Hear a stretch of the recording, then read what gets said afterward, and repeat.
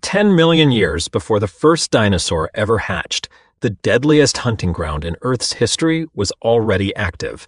This was the Lopingian epoch, roughly 259 million years ago. If you stood on land back then, you'd experience a day that lasted only 22 hours, and an average global temperature hovering around 95 degrees Fahrenheit. This map shows how those extremes were possible.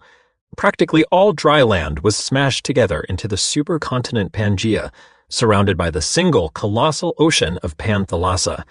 While Pangaea was turning into an evolutionary pressure cooker, the Panthalassa Ocean was curiously quiet. A recent extinction event had left the seas depleted, with the largest remaining sharks reaching only about 6 feet in length. On land, the threats were escalating so rapidly that your statistical best chance of survival was to leave the shore behind and take your chances in the open water. The reason for this imbalance was the Capetanian mass extinction. While it was arguably more lethal than the event that later killed the dinosaurs, its effects were lopsided. It almost entirely gutted the oceans of giant predators. Terrestrial life fared slightly better, but the heavy, slow-moving predators that used to rule the land were completely eradicated. This created a biological vacuum. As you can see by the top tier of this pyramid, the apex predator slot was suddenly left completely blank, while the lower tiers of small carnivores and herbivores remained fully stocked. Nature does not tolerate an empty throne. This ecological opening turned Pangaea into a high-stakes arena, triggering one of the most ruthless and rapid evolutionary arms races in the history of life. The lineage that stepped up to fill that void were the gorgonopsids, named after the horrific monsters of Greek myth. These animals were not reptiles or dinosaurs.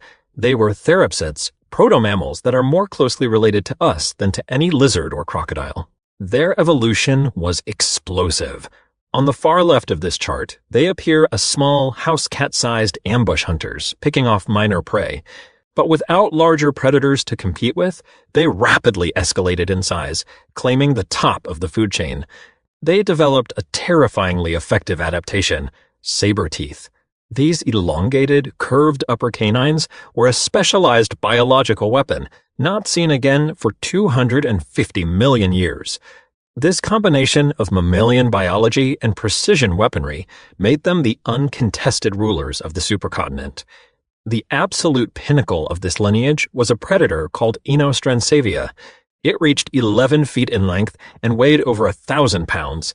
It was built with sturdy, vertical limbs, designed for running down prey, moving more like a modern tiger than a sprawling reptile. While a Tyrannosaurus rex relied on brute force crushing power to break bone, Inostransavia used sheer speed and 6-inch serrated sabers to slice through muscle. It was designed to inflict catastrophic blood loss and let shock do the work. This versatility allowed Inostransavia to dominate multiple, wildly different environments simultaneously, from the freezing deserts of Russia to the scorching floodplains of South Africa. But the rest of the ecosystem was evolving right alongside these giants. Inostransavia shared its territory with rival therapsids the size of jaguars, which possessed disproportionately massive skulls to deliver high-pressure bites. Freshwater sources were equally dangerous, guarded by armored amphibians the size of cars that waited in the shallows to ambush anything coming to drink. To survive this environment, herbivores developed extreme defenses.